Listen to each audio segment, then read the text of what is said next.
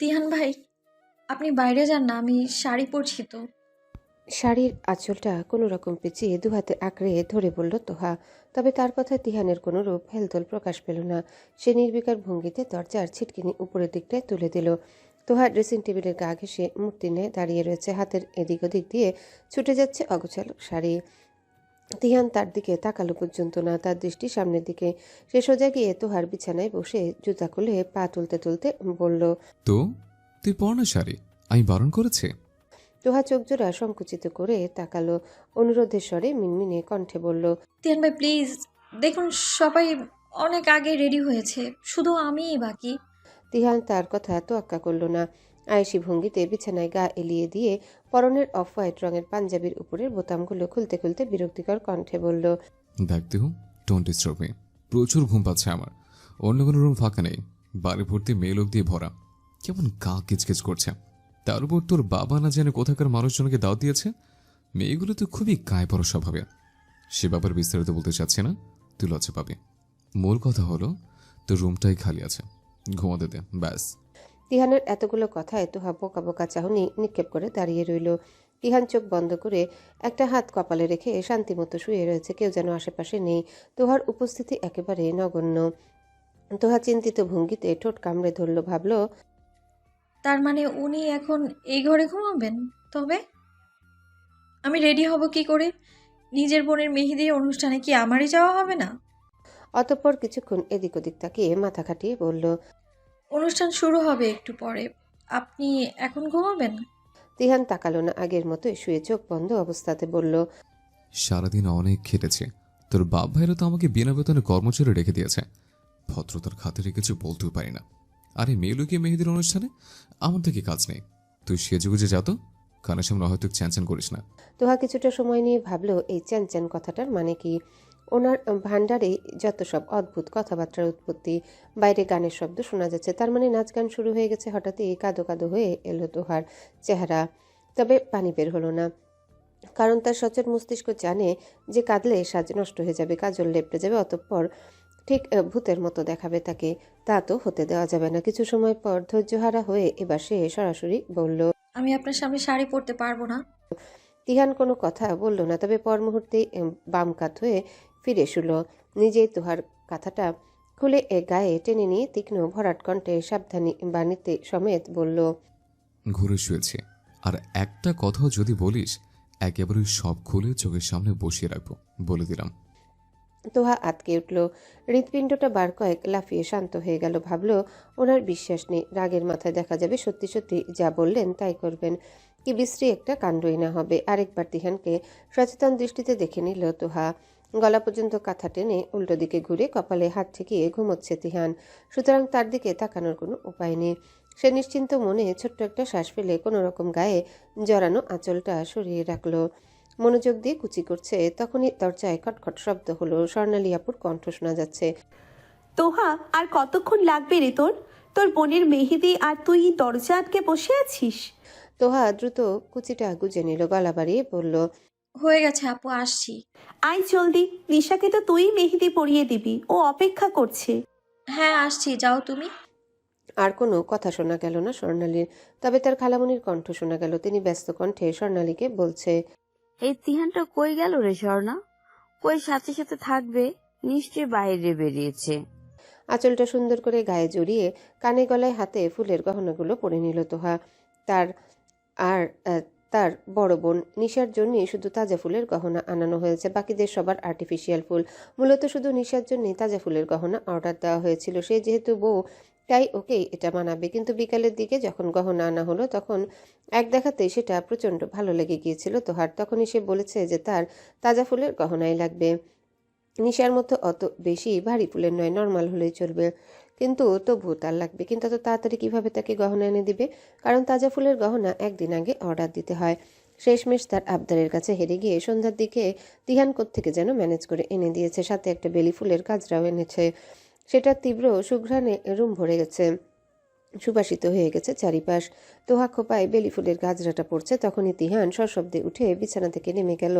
তোহার দিকে এগিয়ে আসতে সেই গাজরাটা ক্লিপ দিয়ে আটকানোর চেষ্টা করতে করতে বলল। কি হয়েছে? আমি শব্দ করিনি তো।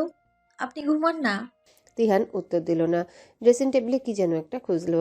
কাঙ্ক্ষিত জিনিসটা খুঁজে পেতে সেটা হাতে নিয়ে সামনে এক হাঁটু গেড়ে বসে পড়ল। তোহা ভ্রু কুঁচকে তাকালো তিহানের হাতে একটা সেফটি পিন। অদ্ভুত তো, সে কি করতে চাচ্ছে বাকিটা ভাববার আগে তিহান তার শাড়ির আঁচল টেনে নিল। কোমরের দিকটা ঢেকে পিন লাগাতে লাগাতে ক্ষিপ্ত উত্তপ্ত কণ্ঠে বলল, বেয়াদব মেয়ে, দিন দিন চরম অসভ্য হচ্ছিস। এমন অবতরতের মতো শাড়ি পরেছিস কেন? তিহানের ধমকে আর বিচ্ছিরি কথাবার্তায় মনটা বিষিয়ে এলো তোহার। কাদো কাদো ভাবে বিষণ্ণ কণ্ঠে সে বলল। ওটা আমিই লাগিয়ে নিতাম তিহান ভাই। তিহান তার কথাটা গায়ে নিল না, মন দিয়ে নিজের কাজ করতে লাগলো। অদ্ভুত হলেও সত্যি, তার আঙ্গুলগুলো একবারের জন্য ভুল করে হলেও তোহার কোমর স্পর্শ করেনি। খুব সন্তর্পণে সাবধানতার সাথে পিনটা আটকে দিয়ে উঠে দাঁড়ালো সে। তখনও চুলের ক্লিপটা লাগাতে সফল হয়নি তোহা। তিহান তার পিছে দাঁড়িয়ে গম্ভীর কণ্ঠে বলল। হাত ছড়া। তিহানের রাশভারী কণ্ঠের এহেন আদেশে তোহার হাত দুটো অটোমেটিক্যালি সরে গেল। কোনো রকম হাত দুটো গুটিয়ে দৃষ্টি নিচের দিকে দিয়ে রয়েছে সে, কারণ তার দৃঢ় বিশ্বাস আয়নায় তাকালে একজোড়া পলকবিহীন চক্ষু যুগলে নিবদ্ধ হয়ে যাবে তার দৃষ্টি। যে চোখ জোড়ায় একরাশ মুগ্ধতা এসে ভর করেছে, সেই চোখে তাকানোর সাহস নেই তোহার, একদম সাহস নেই। তিহান তার খোপায় গাজরাটা সুন্দর করে পরিয়ে ক্লিপগুলো লাগিয়ে দিল। অতঃপর সরে গিয়ে ফের শুয়ে পড়তে উদ্যত হলে তোহা একটু সাহস করে বলল। আপনাকে খালামণি খুঁজছিল। Very good. এখন যা, বের হতে রুম থেকে। তোহা আর ঘাটল না। তার রুম থেকেই তাকে বের হতে বলছে, তা আবার কি তেজ! চলে যেতে নিলেও কিছু একটা ভেবে থমকে দাঁড়ালো সে। একটা জিনিস বুঝে আসতেই হুড়মুড় করে ডেকে উঠল। তিহান ভাই। উত্তরে তিহান এক নজর তাকিয়ে তিক্ত কণ্ঠে বলে উঠল। কি হুরে, আজ শুধু একটা অনুষ্ঠান বলে বেঁচে গেলি, নয়তো নয়তো বারবার আমার ঘুমে ব্যাঘাত ঘটানোর অপরাধে তোর গাল দুটো চড়িয়ে লাল করে দিতাম। তিহানের কথাগুলো তার কানের থেকে 10 মাইল দূর দিয়ে চলে গেল। বুকের ভেতরে হাতুড়ি পেটা করছে, লজ্জায় গা শিউরে উঠছে। মনে হচ্ছে সে এখনই জ্ঞান হারাবে। কয়েক মুহূর্তের ব্যবধানে তার অচেতন দেহ লুটিয়ে পড়বে ফ্লোরে। সে দ্রুত কয়েক কদম এগিয়ে এসে আগের মতোই হন্য ভঙ্গিতে বলল। আপনি না ঘুমিয়েছিলেন? তবে দেখলেন কি করে আমার শাড়ি সরে গেছে? তুই আসলে এত বোকা তিহু, নাকি ভান করিস? তুই কি ভুলে গেছিস তোর আলমারিতেও একটা বড় সড়ো আয়না লাগানো আছে? সেটা যেহেতু বিছানার বাম দিকে রাখা, তো উল্টো দেখে সবকিছু আয়না দেখতে পাওয়া কি কোন আধ্যাত্মিক ব্যাপার মনে হচ্ছে তোর কাছে? নিশার পাশে বসে এক মনে তার হাতে মেহেদি লাগিয়ে দিচ্ছে তোহা। তার চোখে মুখে প্রবল আড়ষ্ট ভাব, মুখে হাসি নেই, থমথমে চেহারা। তার গুমোট চেহারার দিকে তাকিয়ে নিশা ফিসফিসিয়ে বলল। কি হয়েছে তোর? মুখের এমন অবস্থা, বানিয়ে রেখেছিস কেন? তোহা শীতল কণ্ঠে উত্তর দিল। কিছু হয়নি। নিশা ভ্রু কুচকে তাকায়। তার মেহেদির অনুষ্ঠান নিয়ে তোহারই সবচেয়ে বেশি এক্সাইটমেন্ট ছিল। কে কোন রঙের শাড়ি পাঞ্জাবি পরবে সব সেই ঠিক করেছে। তবে এখন এত চুপচাপ কেন? তার তো এখন হই হুল্লোড় করার কথা। নিশা আবারও বলল। কিছু হয়েছে তোহা? শরীর খারাপ লাগছে? তোহা এবার শক্ত কণ্ঠে বলল। বললাম তো আপু, কিছু হয়নি। আমি ঠিক আছি। নিশা আর কিছু বলল না, চুপ করে গেল। মেয়েটার হঠাৎ কি হলো কে জানে। মিনিট দশেক আগে এক প্রকার দৌড়ে বেরিয়ে এসেছে তোহা। তিহানের মুখ থেকে সে কথাগুলো শোনার পর আর এক মুহূর্ত সেখানে দাঁড়ায়নি। তিহান তাকে কিছু একটা বলতে যাচ্ছিল, কিন্তু তার আগে সে চলে এসেছে। তবে এখন মনে হচ্ছে তার তিহানের কথাটা শোনা উচিত ছিল, কারণ সে এতটুকু জানে তিহান অন্তত এমন মানুষ নয় যে কিনা লুকিয়ে লুকিয়ে তার শাড়ি পরা দেখবে বা তার দিকে বাজে দৃষ্টিতে তাকাবে। তেমনটা তিহান নয়, সে জানে। তখন হঠাৎ করে তিহানের অমন কথা বলা আর বলার ভঙ্গি দেখে সেই সময়টা তার ছোট্ট মস্তিষ্কে আর কিছু আসেনি। তিহানের কথাটা তার সত্যি মনে হয়েছিল, কিন্তু এখন এখন মনে হচ্ছে তিহান মজা করছিল। জোর সাউন্ডে গান বাজানো হচ্ছে। সামনে নিশাপুর কয়েকজন মেয়ে বান্ধবী উড়াধুরা নাচ করছে। এক একজনের শাড়ি টাড়ি যাচ্ছে তাই অবস্থা। বাড়ির বড়রা এদিকটা নেই। এখানে সব কাজিনরা। বড়রা থাকলে হয়তো এভাবে নাচার কোনো সাহস পেত না তারা। খুব সম্ভবত তিহান তখন এদের কথাই বলছিল। মেয়েগুলো আসলে খুব উগ্র টাইপের। এক কোনায় দাঁড়িয়ে রয়েছে তার ভাইরা, তার আর নিশার বড় ভাই তুর্য আর তার ছোট খালামণির দুই ছেলে নুহাস আর সাইফ। তারা আড্ডায় মশগুল। এদিকের অনুষ্ঠান নিয়ে তাদের ধ্যান ধারণা নেই। তিহান তার বড় খালামণির একমাত্র ছেলে। বড় খালামণিরা তাদের পাশের ফ্ল্যাটেই থাকে, আর ছোট খালা থাকে অনেক দূরে। নিশার বিয়ে উপলক্ষে এক সপ্তাহের জন্য এখানে এসেছে। তার বাবার কোনো ভাই বোন নেই বিধায় তাদের কোনো ফুফাতো ভাই বোনও নেই। চুপচাপ মেহেদি লাগাচ্ছে তোহা। দু হাতে সে একা লাগাতে পারবে না, তাই ও পাশের হাতে স্বর্ণালী মেহেদি লাগিয়ে দিচ্ছে। স্বর্ণালী তার ছোট খালার মেয়ে। নুহাস আর সাইফের ছোট বোন, কিন্তু বয়সে তার থেকে 1.5 বছরের বড়। নিশার বান্ধবীদের নাচানাচি থেমেছে একটু আগে। ক্লান্ত ভঙ্গিতে তারা সামনে চেয়ারে বসে আছে। এক নাগারে এতক্ষণ বসে থাকতে থাকতে নিশার পা ধরে যাচ্ছে। চোখ মুখ কুচকে সে বলল। আর কতক্ষণ লাগবে রে তোদের? অসহ্য লাগছে আমার। তোহা শান্ত চাহনিতে তাকালো। তার বোনটা বরাবরই ধৈর্যহীন, বলল। আরও আধা ঘন্টা তো লাগবেই বা তারও বেশি। পুরো বাক্য শেষ করার আগে তিহানের ঝাঁঝালো কণ্ঠ শোনা গেল। এই তিহু উঠতো, সে কখন থেকে পাশের সিট দখল করে বসেছিস? আমরা তো ছবি তুলতে পারলাম না নিশার সাথে। ওঠ। তোহা চমকে তাকালো। তিহানের সাথে নুহাস আর সাইফও আছে। পরক্ষণে দৃষ্টি নামিয়ে ভাবল, তিহান কখন এলো এখানে? সে না ঘুমিয়েছিল? তিহান ভ্রুকুচকে তাকিয়ে আছে। তোহা উঠছে না দেখে সে মৃদু ধমকের স্বরে আবারও বলল। ওঠ না, বসবে কোথায়? দ্রুত উঠে দাঁড়ালো তোহা। আবারও লজ্জা লাগছে তার। তিহান তার থেকে একটু দূরত্বে দাঁড়িয়ে আছে। তাড়াহুড়ো করে পা বাড়াতে যেয়ে হাতে থাকা খোলা মেহেদির কোণে জোরে চাপ লেগে প্রায় অনেকটা মেহেদি ছিটকে তিহানের পাঞ্জাবিতে পড়ল। আটকে উঠল তোহা। এখনই এটা হতে হলো? ধ্যাত, অন্তদন্ত কণ্ঠে সে বলল। সরি, আমি মুছে দিচ্ছি। বলেই হাত দিয়ে সেটা মুছতে যে আরো লেপটে ফেললো। ফলস্বরূপ তার হাতেও মেখে গেল অনেকটা। নিশা বিরক্তিকর কণ্ঠে বলল। কি করলি তোহা? পাঞ্জাবিটা তো পুরো নষ্ট হয়ে গেল। তুই কি একটা কাজও? তিহান তাকে মাঝপথেই থামিয়ে দিল। পকেট থেকে টিস্যু বের করে এক পলক তোহার দিকে তাকিয়ে নিজের পাঞ্জাবি মুছতে মুছতে গম্ভীর কণ্ঠে বলল। সমস্যা নেই। অতঃপর সবার সাথে ছবি তুলতে ব্যস্ত হয়ে পড়ল। তোহা চুপ করে এক কোনায় যেয়ে দাঁড়ালো। মুখের ভারী ভাবটা আরো ভারী হয়েছে। তার হাতে এবড়ো থেবড়ো ভাবে লাগা মেহেদিতে রং হয়ে যাচ্ছে। আশেপাশে মোছার জন্য কিছু পাচ্ছেও না। তিহানের মতো সে তো আর পকেট টিস্যু নিয়ে ঘুরে না। চোখ জ্বালা করছে, সবকিছু অসহ্য লাগছে। ঘড়ির দিকে তাকালো। রাত 10টা বাজে। তার হাতে এখনো মেহেদি লাগানো হয়নি। আহত দৃষ্টিতে মেহেদি রাখা ডালার দিকে তাকালো সে। ডালা সম্পূর্ণ খালি। আপুর বান্ধবীরা আর সবাই মিলে সব লাগিয়ে নিয়েছে। আর তার হাতে যেটা আছে সেটা দিয়ে নিশাকে লাগিয়ে দিতে হবে। সুতরাং সে মেহেদি লাগাতে পারবে না। আর এত রাতে কেই বা তাকে নতুন করে কিনে এনে দিবে? হঠাৎ হাতে কিছু একটা অনুভব হতে দ্রুত সেদিকে তাকালো তোহা। তার পাশে দাঁড়িয়ে আছে তিহান। মেহেদি লাগা হাতটা আলতো করে ধরে নিজের রুমাল দিয়ে যত্ন করে তা মুছিয়ে দিচ্ছে তিহান। তার দৃষ্টি তোহার হাতের দিকে। তোহা দ্রুত তার ভাই বোনদের দিকে তাকালো। না, সবাই ছবি তোলাতুলিতে মশগুল। এদিকে কারো নজর নেই। তিহান হাতের দিকে তাকিয়ে একেবারে শান্ত কিন্তু অত্যন্ত কঠোর কণ্ঠে বলল। তখন কিচ্ছু দেখিনি আমি। আয়নার কথাটা মজা করে বলেছিলাম, আর তুই গাধি কিছু না বুঝেই ভৌতুর দিলি। নিজের রুমে যেয়ে দেখিস তো ড্রেসিং টেবিলটা বাগিয়ে রাখা। বিছানা থেকে শোয়া অবস্থায় আলমারির আয়নায় তো ড্রেসিং টেবিল না, বরং ওয়াশরুম আর বারান্দার দরজা দেখা যায়। পুরো কথা শুনে তারপর রিয়েক্ট করতে হয়। স্বর্ণাতকে ডাকার আর অনেকক্ষণ পরে উঠেছি আমি। যখন বুঝেছি তুই সম্পূর্ণ রেডি, তখন শাড়ির শরীরও ছিল, তাই রাগের মাথায় বুকে ফেলেছি।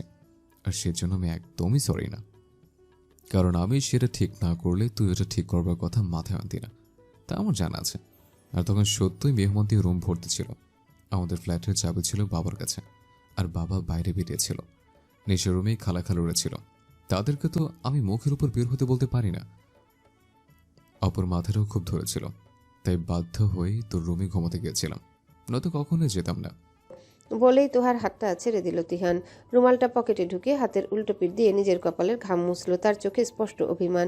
তোহা হতবিহ্বল দৃষ্টিতে চেয়ে রয়েছে। আসলে সে এত বোকা কেন? তিহানকে সে কিভাবে অবিশ্বাস করতে পারলো? এখন তো নিজের উপরেই বিরক্ত লাগছে। অসহ্যকর। রাত 12টা। মুখের মেকআপ তুলে ক্লান্ত ভঙ্গিতে ওয়াশরুম থেকে বেরিয়ে এলো তোহা। মেহমানরা সব চলে গিয়েছে। তার রুমে কেউ নেই। সে কখনো রুম শেয়ার করতে পারে না। নিশা আপু, স্বর্ণালী আপু এক রুমে ঘুমিয়েছে।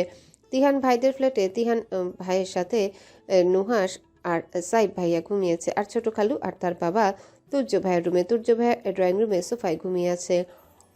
আর মা ছোট খালা এক রুমে। শুধু তার রুমটাই খালি। পরনের শাড়ি পাল্টে তোহার পরনে এখন সাদামাটা 3 পিস। চুলগুলো হাত খোপা করা। চোখে মুখে বিষণ্ণতার ছাপ। বাড়ির সবার হাতে মেহেদি থাকলেও তার হাতে নেই। তার হাতটা মলিন সাদা, কারণ মেহেদি শেষ। এত রাতে দোকান বন্ধ, কই পাবে সে মেহেদি? তাই কাউকে আনতেও বলেনি। টলমলে পায় পড়া টেবিলের ড্রয়ারটা খুলল তোহা। সেখানে নিজের ফোন বন্ধ করে রেখে গিয়েছিল। তার ধারণা অনুষ্ঠানে ফোন নিয়ে গেলে ফোনটা কোনোভাবে হারিয়ে ফেলবে সে। এর আগেও 2বার ফোন হারিয়েছে।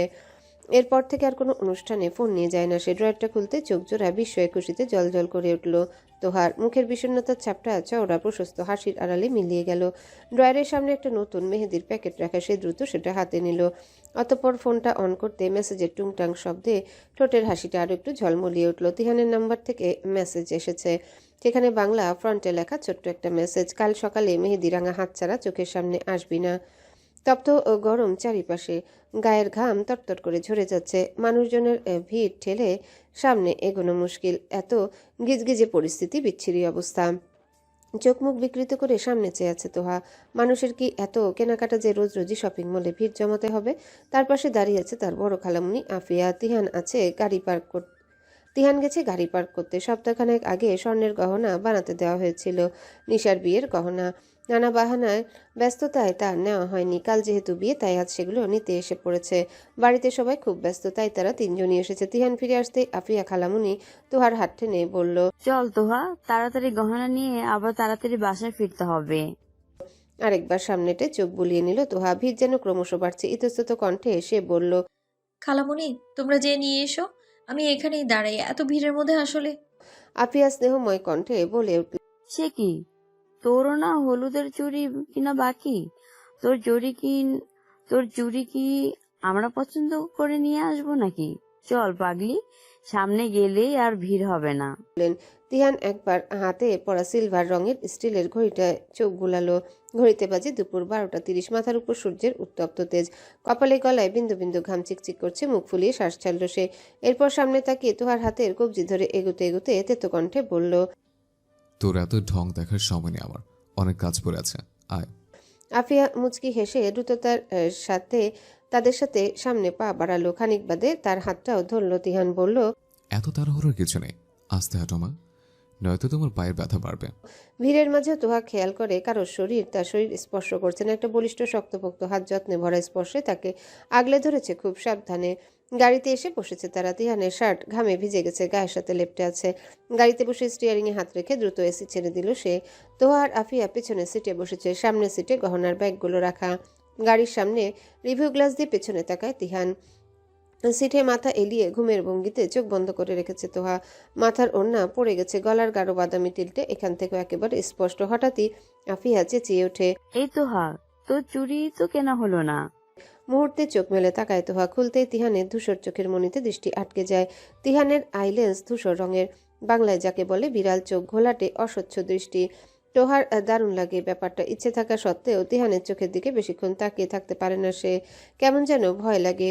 এবারও ব্যতিক্রম হলো না, চোখ নামিয়ে ফেলল সে। আফিয়া আবারও চেঁচিয়ে উঠতে তোহা বলল, থাক খালামণি, লাগবে না, আগেরগুলোই পরে নেব। আগের গুলো পড়বি কেন? যা, তিহানের সাথে যে কিনে আন, আমি আর বসছি গাড়িতে, তোরা যা। তোহা চোখ মুখ খিচে বন্ধ করে রেখেছে, ভাবছে এখনই হয়তো একটা রাম ধমক দিবে তিহান। কিন্তু না, তেমন কোনো প্রলয়ঙ্কারী ধমক শোনা গেল না। শুধু শোনা গেল তিহানের ভারী কণ্ঠের ডাক। জলদি বের হতি হো। তোহা চোখ মেলল। তার পাশের দরজা খুলে দাঁড়িয়ে রয়েছে তিহান। স্বস্তির নিঃশ্বাস ফেলে বের হলো সে। মাথায় ওড়না টেনে তিহানের পাশে দাঁড়ালো। তিহান দরজা লক করে দিয়ে আফিয়াকে বলল, বেশিক্ষণ লাগবে না মা, 10 মিনিটের মধ্যে আসছে। আফিয়া সহাস্য মুখে মাথা নাড়িয়ে সম্মতি দেয়। চুরির দোকানের সামনে দাঁড়িয়ে চুরিগুলোর দিকে এক নজরে তাকিয়ে আছে তোহা। তিহান তাড়া দিচ্ছে। আদৌ কি তোর কোনোটা পছন্দ হবে? উত্তরে তোহা বিড়বিড় করে বলল। সবই তো ভালো লাগছে। তিহান কথাটা শুনতে পেলেও কিছু বলল না। সবুজ রঙের এক মুঠো কাচের চুড়ি হাতে নিয়ে কিছুক্ষণ নেড়ে চেড়ে দেখে নিয়ে দোকানির হাতে দিয়ে বলল, এটা প্যাকেট করে দেন, 2 ডজন। দোকানি মহিলাটা হাসলো, বলল, পইরা দেখতে কন হাতে হইব নাকি এই মাপেরটা। তিহান পকেট থেকে মানি ব্যাগ বের করলো, চুরির টাকা বের করে দোকানের দিকে এগিয়ে দিয়ে হাসি মুখে বলল। ওর চুরির মাপ আমার জানা আছে খালা। তোহা চমকালো না। তার আলমারি ভর্তি করা চুড়ি আছে, যেগুলো তিহানি কিনে দিয়েছে, তাই হাতের মাপ জানাটা অস্বাভাবিক কিছু না। হলুদের ছোটখাটো আয়োজন করা হয়েছে বাড়ির ছাদে। নিশা বসে আছে স্টেজে, তোহার দেখা নেই আশেপাশে। সে আজকেও লেট, এখনো ছাদেই আসেনি, অথচ হলুদ লাগানো শুরু হয়ে গেছে। মেজাজ খারাপ হয়ে যাচ্ছে নিশার। হাতের ইশারায় স্বর্ণালীকে কাছে ডাকলো নিশা। সে আসতে দাঁতে দাঁত চেপে বলল, তোহার বাচ্চাটা কই রে? ওকে ছাদে আসতে বল ফার্স্ট। নিশার গলার স্বরে স্বর্ণালী বুঝতে পারলো সে খেপেছে। দ্রুত মাথা নাড়িয়ে নিচের দিকে ছুটল, উদ্দেশ্য তোহাকে ডাকা।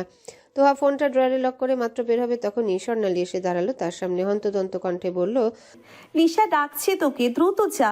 দ্রুত পায়ে উপরে উঠল তোহা। ছাদে প্রবেশ করতে তিহানের চিল্লাচিল্লি কানে এলো। কর্নারের ফুল লাগানো হয়নি, সেই নিয়ে একটা ছেলেকে ধমকাচ্ছে তিহান। বোঝাই যাচ্ছে প্রচন্ড মেজাজ খারাপ তার। রাগের চোটে চোখ মুখ লাল হয়ে গেছে। তোহা ধীর পায়ে তাকে পাশ কাটিয়ে গেল। নিশার কাছে যেতেই সেও ধমকে বলল, কই ছিলি তুই? তোকে দেখে তো মনে হচ্ছে না তুই আমার আপন বোন, মনে হচ্ছে তুই মেহমান। খেয়ে দিয়ে চলে যাবি, কোনো দায়িত্ব নেই। তোহা বোকা হেসে তার পাশে বসলো, বলল, তোমরা সবাই এমন ক্ষেপে আছো কেন? খেপবো না? ফোন কই তোর? একটা ছবিও তুলেছিস আমার সাথে? আমি যে বউ, কারো কোনো খেয়াল নেই। ক্যামেরাম্যান এসেছে তো, তুমি তোলো ছবি, কে মানা করেছে? নিশা আগুন কণ্ঠে বলল। ডিএসএলআর এর সেলফি তোলা যায়? ফোন কই তোর? ফোন তো আনিনি। চোখ জোড়া বন্ধ করলো। নিশার আগে কান্না পাচ্ছে, বার কয়েক শ্বাস নিয়ে যেই না শান্ত হয়েছে তখনই তোহার কণ্ঠ শোনা গেল। তিহান ভাই, আপনার ফোনটা দিন না, ছবি তুলবো।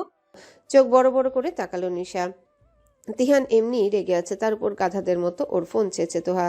তিহানের পার্সোনাল কোনো জিনিসে হাত দেয়া তার একেবারেই পছন্দ না, আর সেখানে তোহা তো একেবারে পার্সোনাল ফোনটাই চেয়ে বসেছে। ঠোঁট কামড়ে ধরল নিশা। তিহানের ধমক শোনার জন্য প্রস্তুতি নিচ্ছে সে, কিন্তু পর মুহূর্তে ভাবভঙ্গি বদলে গেল তার চেহারার। তিহান বিনা বাক্য ব্যয় তোহার দিকে ফোনটা এগিয়ে দিয়ে গটগট করে সামনের দিকে চলে গেল। তোহা স্বাভাবিকভাবে ফোনের পাসওয়ার্ড টাইপ করে লক খুলে ক্যামেরা বের করে বলল, আসো ছবি তুলি। নিজের বিস্ময়টা চেপে গেল নিশা। ভাবলো হয়তো তিহানের মুড কোনো কারণে ভালো, সেজন্য হয়তো তোহাকে কিছু না বলে ফোনটা দিয়ে দিয়েছে। রাত প্রায় অনেক, মেহমানরা নেই কেউ। সারা শহর আবছা অন্ধকার, ইলেকট্রিসিটি চলে গেছে অনেকক্ষণ হয়েছে। তোহাদের বাসার জেনারেটরের লাইনও সপ্তাহখানেক যাবৎ বন্ধ, মেন কানেকশনের সমস্যা হয়েছে। তিহান ফোন করে জেনেছে সকালের আগে কারেন্ট আসার কোনো চান্স নেই। জ্যোৎস্না রাত, গোলথালার মতো চাঁদের আলোয় আবছাভাবে দেখা যাচ্ছে সবকিছু। চাঁদের এক কোণে পাটি বিছিয়ে বসে আছে সব কাজিনরা, আড্ডায় মশগুল তারা। শুধু দুর্জনে সে নিচে, ঠান্ডা হাওয়া বইছে, গরম ভাবটা নেই। একের পর এক মেচের কাঠি নষ্ট করে মোমবাতি জ্বালাতে যাচ্ছে স্বর্ণালী, কিন্তু সে ব্যর্থ। মোমবাতিটা বারবার হাওয়ায় ধাক্কায় নিভে যাচ্ছে। প্রায় 8 বার চেষ্টার পর যখন সে আবারও মেচের কাঠি জ্বালালো, তখন তিহান ধমকে উঠে বলল, রাখতো তোর মোমবাতি। মোমবাতি জ্বালিয়ে বিশ্ব উদ্ধার করে ফেলবে নাকি? রাগ ওটা, কোনো দরকার নেই আলোর। স্বর্ণালী পিটপিট করে তাকিয়ে তিহানের ধমকটা হজম করে মোমবাতিটা সাইডে রেখে দিল। তোহা রেলিংয়ে হেলান দিয়ে বসে রয়েছে চুপচাপ, তার চোখে ঘুম ঘুম। তিহান বসেছে ঠিক তার বরাবর, চাঁদের আলোটা সোজা যে পড়ছে তিহানের মুখে। তোহা তাকাচ্ছে না, ঢুলু ঢুলু চোখে আকাশের দিকে চেয়ে রয়েছে। খানিক বাদে সকলের পিড়াপিড়িতে গান গাওয়ার জন্য রাজি হলো তিহান। অন্ধকারের মধ্যে সাইফ আর নুহাসকে পাঠালো তার ঘর থেকে গিটার আনার জন্য। তারা সেটা এনে দিতে কোলের উপর গিটার নিয়ে টুংটাং শব্দ তুলল। তার দৃষ্টি তোহার চোখের দিকে, গিটারের শব্দে নড়ে চড়ে বসলো তোহা। ঘুম ভাবটা চলে গেছে ততক্ষণে। তিহান সেই অতি আকৃষ্ট মোহনীয় ভরাট কণ্ঠে গান ধরল। আমি তোর চোখের দিকে তাকিয়ে কিছু বলতে চাই তোকে।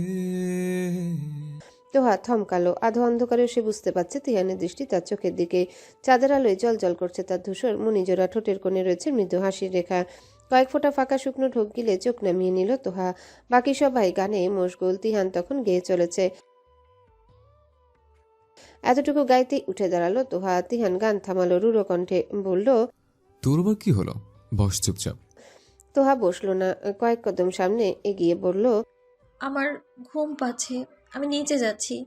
বলে এগোতে নিলে তিহান পকেট থেকে ফোন বের করে ফ্ল্যাশলাইট জ্বেলে সাইফের হাতে দিয়ে বলল, ওকে নিচে দেয় তো, একা যে আরো ঝামেলা বাঁধাবে। তোহা কিছু বলল না। সাইফের সাথে দ্রুত পায়ে নিচে নেমে গেল।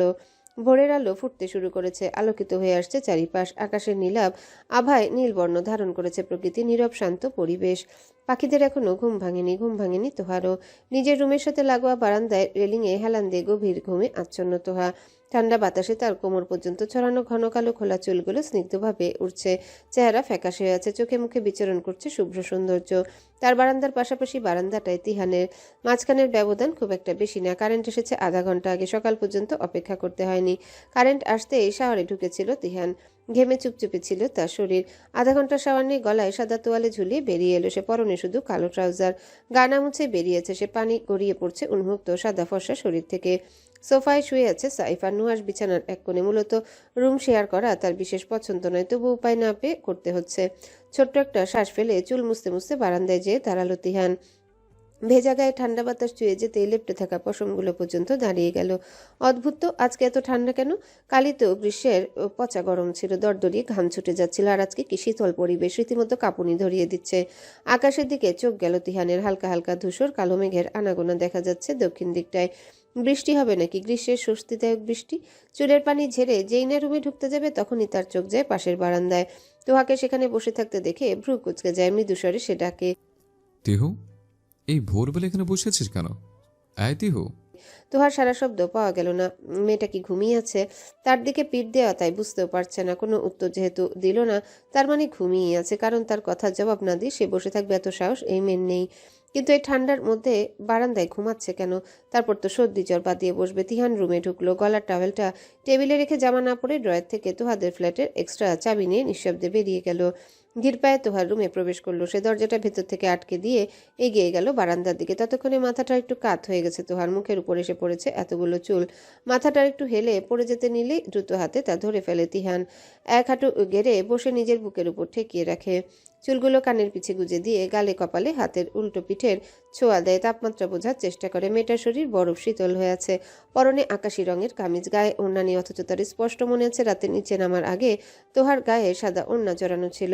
সন্দেহ বশত রেলিংয়ের ফাঁক দিয়ে নিচে তাকাতে তিহান লক্ষ্য করে তোহার সাদা ওড়না ঝুলছে তাদের নিচের ফ্ল্যাটের বারান্দার গ্রিলে। হতাশ দৃষ্টিতে কিছুক্ষণ সেদিকে চেয়ে থেকে তোহাকে পাজাগোলা করে কোলে তুলে নেয় তিহান। রুমে এনে বিছানায় শুইয়ে দিয়ে সরার আগে তোহা একটু নড়ে চড়ে দু হাতে তিহানের গলা জড়িয়ে ধরে ঠোঁট জোড়া কিঞ্চিত ফাঁক করে অস্ফুট স্বরে বলে, আপনি কেন রোজ রোজ আমার স্বপ্নে আসেন? তিহান শব্দহীন হাসি হাসে। তোহা আষ্টে পিষ্টে তার গলা জড়িয়ে রেখেছে। মধ্যেকার দূরত্ব নেই। তোহার ঠোঁট বারবার তার গাল ছুঁয়ে যাচ্ছে। তিহান তোহার কানের কাছে মুখ এগিয়ে ফিসফিসিয়ে বলে, তুমি বাস্তবে যা নিয়ে ভাববে তাই তোমার স্বপ্নে প্রতিফলিত হবে।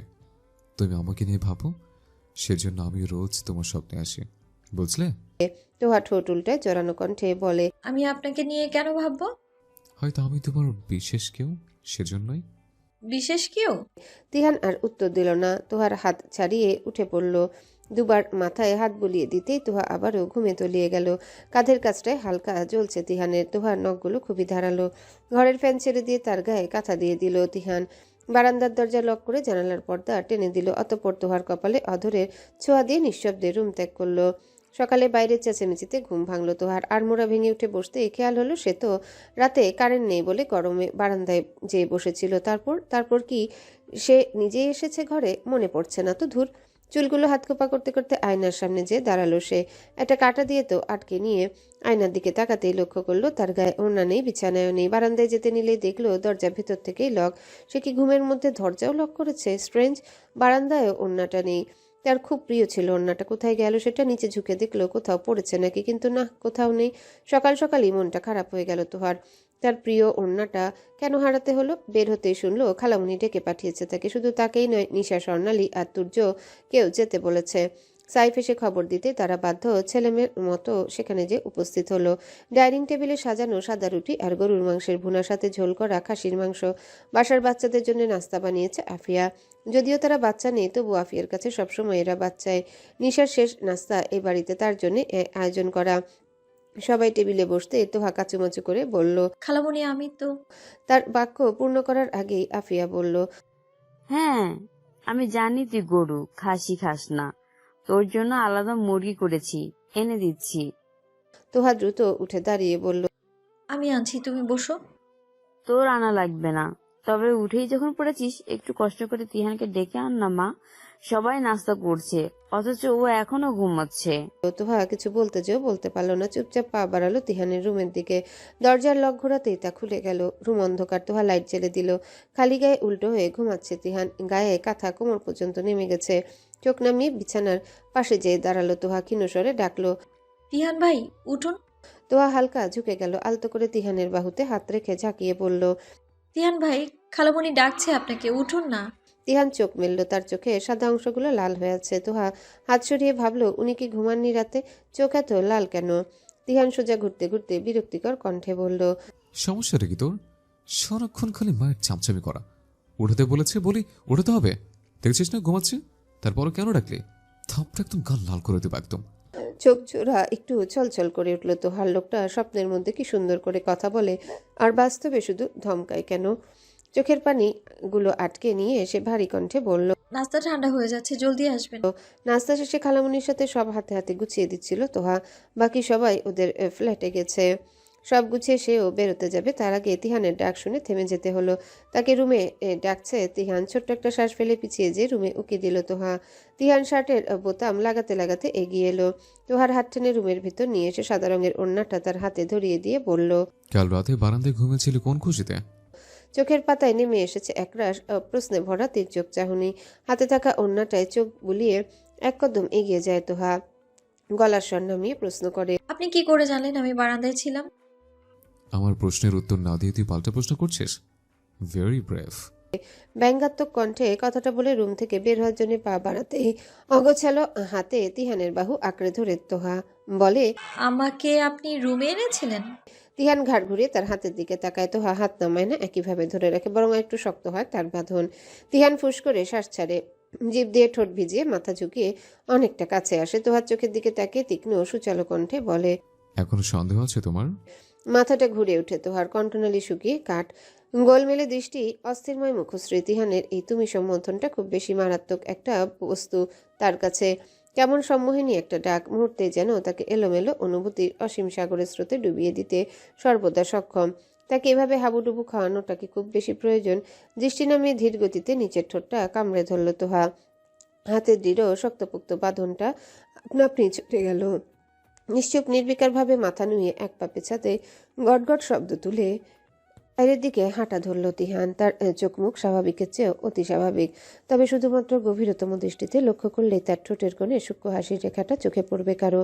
ভারী ভারী কানের দুলগুলো কানে ঝুলতে বলে আর্তনাদ করে উঠল তোহা। পার্লারের মহিলাটা দাঁত বের করে হাসলো, বলল, আপনার মনে হয় অভ্যাস নেই। সুন্দর দেখানোর জন্য একটু কষ্ট তো করতেই হবে। তোহা প্রচন্ড বিরক্ত বোধ করলো। কানের দুলগুলো হাত দিয়ে ধরে নিশার উদ্দেশ্যে বলল, আমি এটা পড়তে পারবো না আপু, ট্রাস্ট মি, কান ছিঁড়ে যাবে আমার।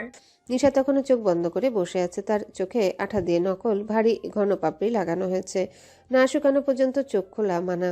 তোহার উদ্দেশ্যে বিড়বিড় করে সে বলে, ক্যাচাল করিস না তোহা, এখান থেকে সোজা সেন্টারে যাব আমরা। তোর জন্য নতুন দোল কই পাবো? একটা দিনই তো, কষ্ট করে পরে নে। তপ্ত নিঃশ্বাস ফেলে তোহা। এমনি গায়ে এত ভারী একটা লেহেঙ্গা পরিয়ে দিয়েছে, তার উপর এই দুল। যদিও জামাটা খুব সুন্দর, তবুও গরমে যা ইচ্ছে তাই অবস্থা তোহার। সবার প্রায় সাজগোজ শেষ। পার্লারের মহিলাটা একটা পাপড়িতে আঠা নিয়ে তার দিকে এগিয়ে আসতে সে আটকে উঠে বলল, এটা লাগবে না, আমার সাজা শেষ, দয়া করে আর কিছু লাগাবেন না। মহিলা থেমে গেল, বিরক্তিকর দৃষ্টি নিক্ষেপ করে পাপড়িটা রেখে দিল। হাফ ছাড়লো তোহা। পার্লারে তারা 5 জন মেয়ে এসেছে। সে, নিশা, স্বর্ণালী আর বাকি 2 জন নিশার খুব কাছের বান্ধবী। সারাক্ষণ তাদের মুখে তিহানের অ্যাট্রাকটিভনেসের ব্যাপারে কথা শুনতে শুনতে কান পচে যাচ্ছে তোহার। মেজাজ বিগড়ে যাচ্ছে অকারণে। এবড়ো থেবড়ো ভাঙা রাস্তা, দুহাতে লেহেঙ্গা উঠে কোনো রকম পার্লারের সামনে 2-3টে সিঁড়ি ভেঙে নেমে এলো তোহা। বাইরে অপেক্ষা করছে পাশাপাশি 2টা গাড়ি। একটার বাইরে দাঁড়িয়ে আছে সাইফ, আর একটার পাশে হেলান দিয়ে দাঁড়িয়ে আছে তিহান। অন্যদিকে তাকিয়ে ফোনে কথা বলছে সে। পরনে কালো রঙের ইন করা শার্ট আর কালো প্যান্ট, ব্লেজারটা হাতে ঝোলানো। কালো জুতো জোড়া চকচক করছে। হাতে সেই সিলভার স্টিলের ঘড়িটা চুলগুলো আঁচড়ানো সুন্দর করে। তারা কাছে যেয়ে দাঁড়াতে তিহান গাড়ি থেকে সরে দাঁড়ায়। ফোনটা কেটে দিয়ে তোহার দিকে না তাকিয়ে সামনের সিটের গেট খুলে দিয়ে বলে, তুইও আমার সাথে যাবে, বাকিরা সবাই সাইফের গাড়িতে যা। অন্য কেউ কিছু না বললেও নিশার বান্ধবীগুলো একসঙ্গে বলল, কেন? তিহান নিখুঁতভাবে হেসে বলল, ওর আসলে বমিটুকুর অভ্যাস আছে খুব। এত গাদাগাদি করে বসলে তোমাদের গা ভরিয়ে বমি করতে 2 মিনিটও লাগবে না ওর। আশা করে বুঝতে পারছো। নাক সিটকাল ওরা দুজনই। তোহা আপত্তি করে কিছু একটা বলতে যাচ্ছিল, তার আগে তিহান তাকে গম্ভীর কণ্ঠে বলল, চুপচাপ ভেতরে গিয়ে বস। তুলনামূলক ধীর গতিতে ড্রাইভ করছে তিহান। সাইফদের গাড়িটা আগে চলে যেতে আরো একটু কমে এলো স্পিড। তোহা থম মেরে বসে আছে, তার কোলের উপর রাখা তিহানের ব্লেজারটা। গাড়িতে এসি ছাড়া বিধায় তেমন গরম লাগছে না, তবে কানের ব্যথাটা বেড়ে চলেছে। দাঁতে দাঁত চেপে সেটা সহ্য করছে তোহা। দুহাতে কানের দুল দুটো ধরে রেখেছে সে, যেন বেশি চাপ না পড়ে। সাইফদের গাড়ি যেই না মোড় ঘুরে চোখের আড়াল হয়ে যায়, তখনই তাদের গাড়ি থেমে যায়। কি হয়েছে?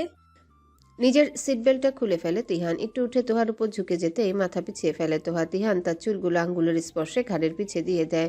ঠান্ডা হাত কাজ ছুঁয়ে যায় কয়েকবার। তোহা শুকনো কণ্ঠে বলে, তিহান ভাই কি করছেন?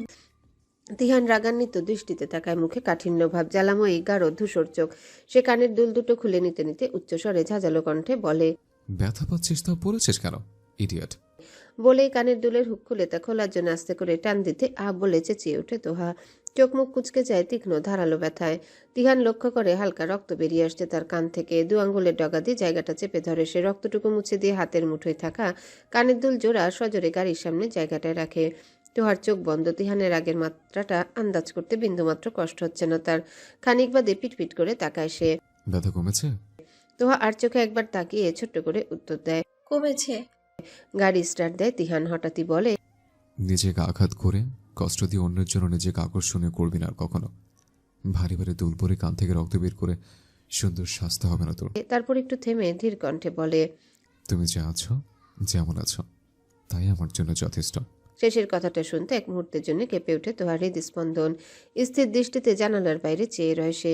কিছুক্ষণ পর অসচেতনতায় আলতো করে তিহানের বাহুতে মাথা রাখে তোহা। অবচেতন আচ্ছন্ন মনে ভাবে, তিহান ভাই মানুষটাই যেন আগাগোড়ায় আস্ত এক প্রহেলিকা। ছোট ছোট মরিচবাতি দিয়ে সাজানো বিশাল কমিউনিটি সেন্টার, চোখ ধাঁধানো সৌন্দর্য।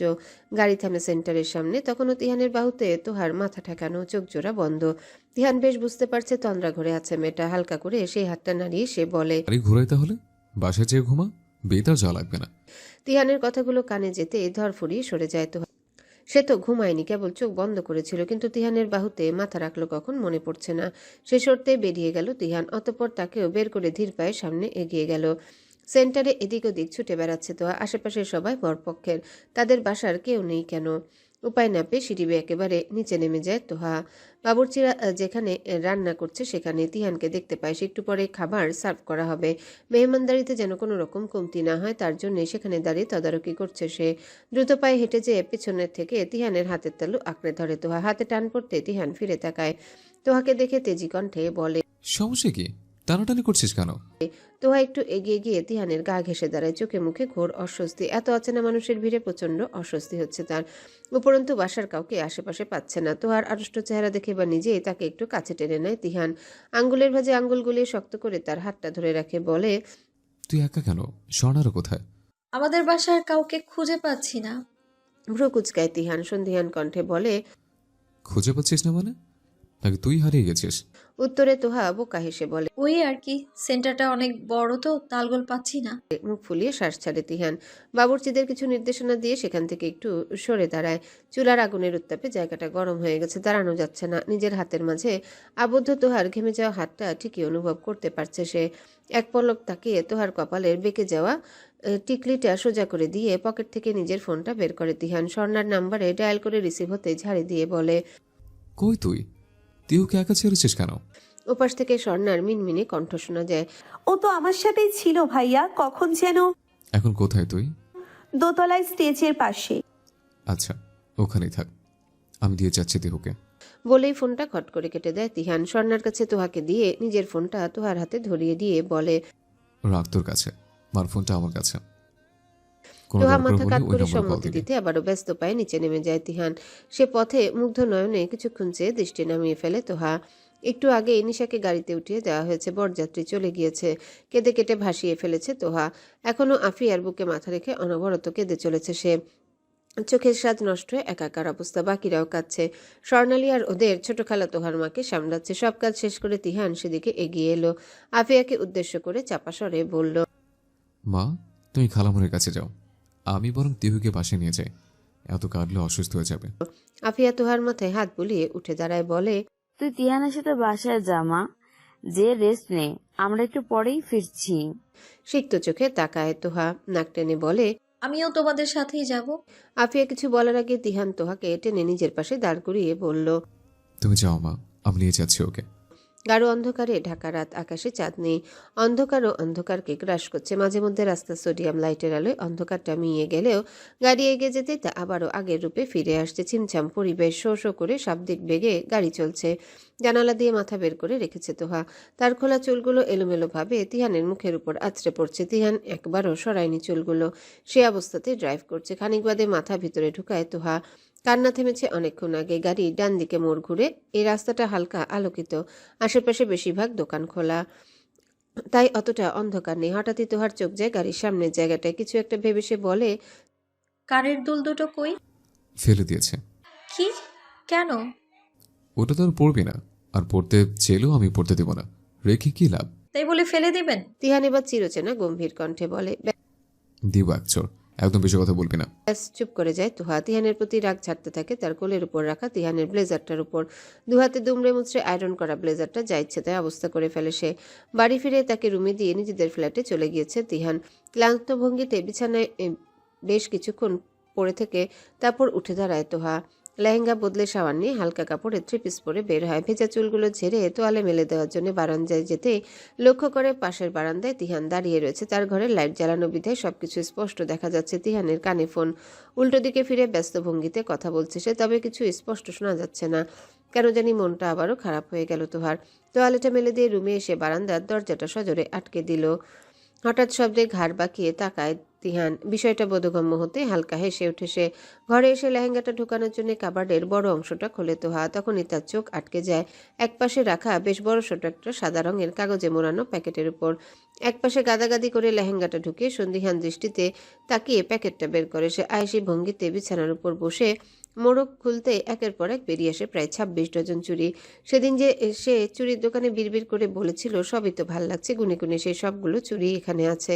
বিস্মিত নয়নে বিছানায় ছড়িয়ে ছিটিয়ে রাখা চুড়িগুলোতে আরও একবার চোখ বুলাতেই এতক্ষণের ভারী বিষাদ হৃৎপিণ্ডটা অগাধ খুশিতে লাফিয়ে ওঠে।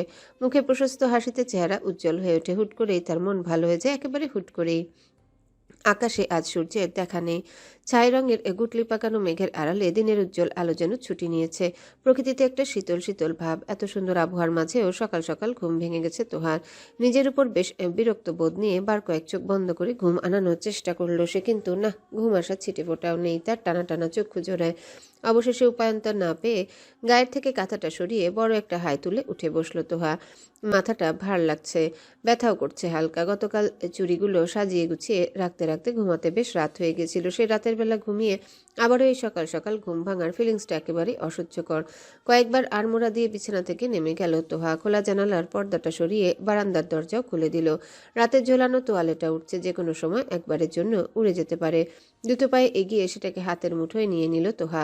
যাওয়ার জন্য ঘুরে দাঁড়াতেই দরাজ পুরুষালী কণ্ঠের তিহুর ডাকে থেমে গেল তার পা যুগল। ঘাড় ফিরিয়ে পাশের বারান্দায় তিহানকে দেখতে পেয়ে একটু জড়সড় হয়ে সে চাপা গলায় উত্তর দিল, জি। ততক্ষণে পুশ-আপ থামিয়ে দিয়েছে তিহান।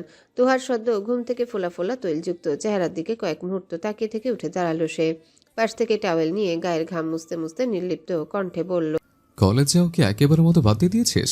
আর পড়াশোনা করার ইচ্ছে নেই? মূর্খ হয়ে উপরে জীবন কাটিয়ে দিবি? তিহানের তিক্ত কথাগুলো কোনো রকমে হজম করে নিয়ে তোহা বলল, নিশাপুর বিয়ের জন্য এই সপ্তাহে যাওয়া হয়নি। সাথে সাথেই তিহানের পাল্টা প্রশ্ন। আগের সপ্তাহে কয়দিন গিয়েছিলে? শুকনো ফাঁকা একটা ঝোঁক গিলল তোহা। অস্পষ্ট স্বরে বলল, আসলে 2 দিন। তিহানের উত্তরে অপরাধী দৃষ্টিতে একবার তাকিয়ে আবারও চোখ নামিয়ে নিল তোহা। আগের সপ্তাহে যে বিয়ের কেনাকাটার জন্য যাওয়া হয়নি সেটা বলার আর সাহস হলো না তার। তিহান শীতল কণ্ঠে বলল, কাল থেকে যেন একদিনের কলেজ মিস না হয়। ঠিক ঠিক সকাল 8টা বাজে রেডি হয়ে থাকবে। তোকে কলেজে দিয়ে তারপর অফিস যাব আমি। মাথায় ঢুকেছে কথাগুলো? তোহা উপর নিচে মাথা নাড়ায়, অর্থাৎ ঢুকেছে। তিহান তোয়ালে রেখে টি শার্ট নিয়ে পড়তে পড়তে বলল, রুমে যা। এত তাড়াতাড়ি উঠেছিস কেন? মুখটা লুকায় তোহা বিড়বিড় করে বলে, আপনার বকা শোনার জন্য উঠেছি। যত সব। কি বললি? ঘুম ভেঙে গেছে।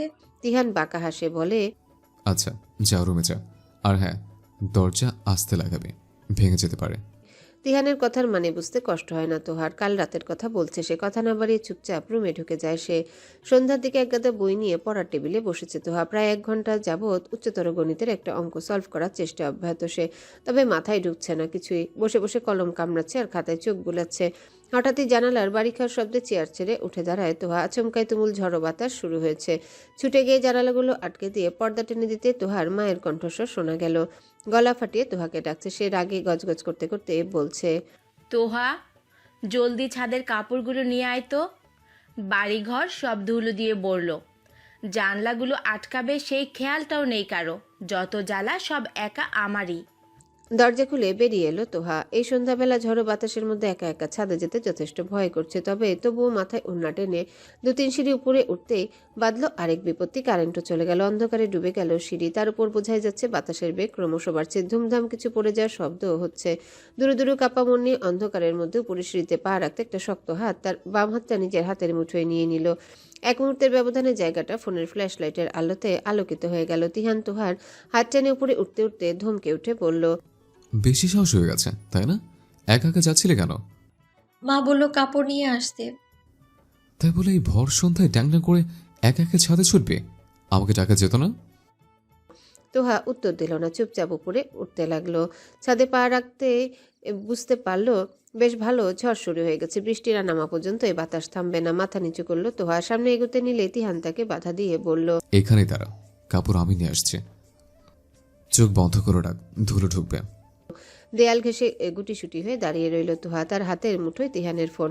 তিহান দ্রুত কাপড়গুলো নিয়ে এসে তার হাতে ধরিয়ে দিল। ফ্ল্যাশলাইটের আলোতে তোহা স্পষ্ট লক্ষ্য করলো তিহানের শার্টের বোতামগুলো উল্টাপাল্টা করে লাগানো, এমনকি শার্টটাও উল্টা। কোনো রকমে সেটা গায়ে জড়িয়ে সেজে এসেছে তা বুঝে আসতে মনে মনে মিটমিটিয়ে হেসে উঠল সে। ঝড়ো বাতাসের মতো তার মনটাও তুমুল গতিতে এলোমেলোভাবে ছুটতে লাগলো। ঘরে এসে কাপড়গুলো রেখে অলস ভঙ্গিতে বই খাতাগুলো গুছিয়ে রাখলো তোহা। বিছানায় বসতে খেয়াল হলো তার হাতের মুঠো এখনো তিহানের ফোন। ছোট্ট একটা শ্বাস ফেলে আবার উঠে দাঁড়ালো সে। রুম থেকে বেরিয়ে দেখলো তার মা আতিয়া আর খালামুনি আফিয়া মোম জ্বালিয়ে সোফায় বসে রয়েছে। এই অন্ধকারেও খোশ গল্পে মেতেছে দুই বোন। তুর্য আর বাবা বাসায় নেই, চোখের ডাক্তারের কাছে গিয়েছে। তার বাবার ইদানিং চোখের সমস্যা দেখা দিয়েছে। কাছে যেয়ে দাঁড়ালো সে। মিনমিনে কণ্ঠে তিহানের ফোনটা দেখিয়ে বলল, আমি একটু খালামণিদের বাসায় যাচ্ছি মা। তিহান ভাইয়ের ফোনটা আমার কাছে, তো ওনাকে দিয়ে আসি। আতিয়া মৃদু ধমকেশ্বরে বলল, তোর কি খেয়ে দিয়ে কাজ নেই? সারাটা দিন খালি ছেলেটার ফোন নিয়ে রাখিস। তোর মতো বেকার তো না ও, ফোনে কত জরুরি কাজ থাকে, তুই তো দিবি সব নষ্ট করে। আতিয়ার কথার মাঝে আফিয়া খালামুনি তাকে থামিয়ে দিয়ে বলল, আহা, এত কথা বলিস কেন তিয়া? নিশ্চয় কোনো কাজেই এসেছে। তোহা, যা তো, তুই দিয়ে আয় ওর ফোন। কলিং বেল তো বাজবে না। এই নে ফ্ল্যাটের চাবি। চাবি হাতে নিয়ে বেরিয়ে আসলো তোহা। লক খুলে গুটি গুটি পায়ে তিহানের দরজায় ধাক্কা দিতেই তা খুলে গেল। সে গলা বাড়িয়ে একবার ডাকলো। তিহান ভাই, কোনো সারা শব্দ পাওয়া গেল না। আবার ডাকলো। তিহান ভাই কোথায়? আপনি রুমে আছেন? এবার কোনো শব্দ পাওয়া গেল না। তোহা এদিক ওদিক তাকিয়ে বারান্দার কাছাকাছি যেতেই দেখলো একটা সুঠামদেহী অবয়ব বারান্দার রেলিংয়ে দুহাত রেখে দাঁড়িয়ে আছে। তার দৃষ্টি আকাশের দিকে। ঝমঝমিয়ে বৃষ্টি শুরু হয়ে গেছে ততক্ষণে। লোকটা কি ভিজে যাচ্ছে না? ধীর পায়ে তার পেছনে গিয়ে দাঁড়ালো। তোহা বলল, তিহান ভাই, আপনার ফোন। তিহান ফিরে তাকালো না। হাত বাড়াতেই তার হাতে ফোনটা ধরিয়ে দিল তোহা। সেটা পকেটে ঢুকে আবারও একই ভঙ্গিতে দাঁড়িয়ে রইল সে। কিছু সময় সব চুপচাপ নীরবতা ভেঙে তিহানের বাহু শার্ট টেনে ধরল। তোহা বলল, ভিজে যাচ্ছেন তো, ঘরে চলুন। ভিজতেই যাচ্ছে। ফের কিছুক্ষণ সব চুপচাপ। এবার নীরবতা কাটলো তিহানের কণ্ঠে। আকাশের দিকে তাকিয়ে সে বলল, তোমার বৃষ্টি পছন্দ? পুনরায় সে তুমি সম্বোধন। ঠান্ডা হওয়ার মাঝেও কপালে বিন্দু বিন্দু ঘাম জমল তোহার। আমতা আমতা করেও কিছু বলতে পারল না। কথাগুলো যেন গলাতে আটকে গেছে, কণ্ঠনালীর ঠিক মাঝখানটায়। হুট করে তাকে কাছে টেনে নিল তিহান। পেছন দিয়ে এক হাতে বাহু জড়িয়ে ধরে ধীর স্থির কণ্ঠে প্রশ্ন করল, এই বৃষ্টিতে কি মন ভেজানো যায়? তোহা এবারও চুপ। তার জানা পুরো শব্দ ভাণ্ডার খুঁজে এই প্রশ্নের কোনো উত্তর খুঁজে পেল না সে।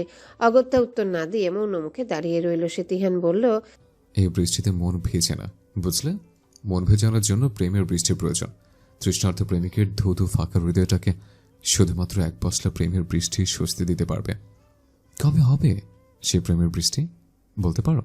তিহানের ভারী ভারী কথাগুলো কানে গেলেও এদের অর্থ উদ্ধার করা সম্ভব হলো না তোহার পক্ষে। সে চুপটি করে তিহানের বুকের সাথে লেপ্টে ঠায় দাঁড়িয়ে রইল। ঘড়িতে বাজে 7:45। মাথার উপর ঘড়ঘড় শব্দ তুলে সিলিং ফ্যান ঘুরছে। কাল রাতের ঠান্ডা আবহাওয়া লেশমাত্র নেই। কলেজের সম্পূর্ণ সাদা ইউনিফর্ম পরে চুলের দুপাশে বেনি করতে করতে তোহা ভাবলো তুর্যকে বলতে হবে তার ঘরের ফ্যানটা যেন মিস্ত্রি ডেকে ঠিক করে দেয়। এই ঘড়ঘড় শব্দে শান্তিমতো ঘুমানো যায় না।